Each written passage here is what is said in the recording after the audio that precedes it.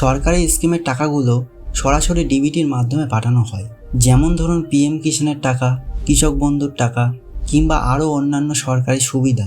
কিন্তু এই টাকাগুলো আপনার ব্যাংক অ্যাকাউন্টে আসতে হলে সবচেয়ে গুরুত্বপূর্ণ জিনিস হলো আপনার আধার কার্ড অবশ্যই আপনার ব্যাংক অ্যাকাউন্টের সঙ্গে লিঙ্ক থাকতে হবে। অনেকেই জানেন না তাদের আধার কার্ড কোন ব্যাংকের সাথে লিঙ্ক করা আছে। আজকের এই ভিডিওতে আমি আপনাদেরকে দেখাবো খুব সহজেই কিভাবে দেখে নিতে পারবেন আপনার আধার কার্ড কোন ব্যাংক অ্যাকাউন্টের সঙ্গে লিঙ্ক করা রয়েছে। আপনার সরাসরি গুগলে এসে সার্চ করবেন myaadhar.uidi.gov.in, দেন প্রথমে থাকা এখানে ক্লিক করবেন। তাহলে আপনারা অফিসিয়াল ওয়েবসাইটে চলে আসতে পারবেন। অফিসিয়াল ওয়েবসাইটে আসার পর লগ ইন বাটনে ক্লিক করবেন। এন্টার আধার নাম্বার, এখানে আপনার 12 সংখ্যার আধার নাম্বারটি বসিয়ে দেবেন।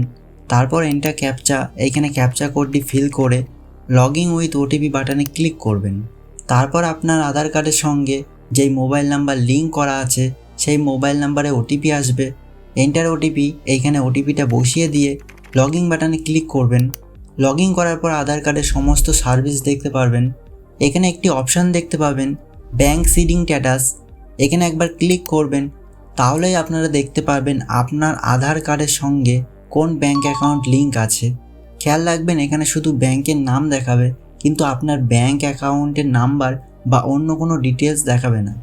এভাবেই খুব সহজেই দেখে নিতে পারবেন আপনার কোন ব্যাংক অ্যাকাউন্টের সঙ্গে ডিবিটি লিঙ্ক করা রয়েছে।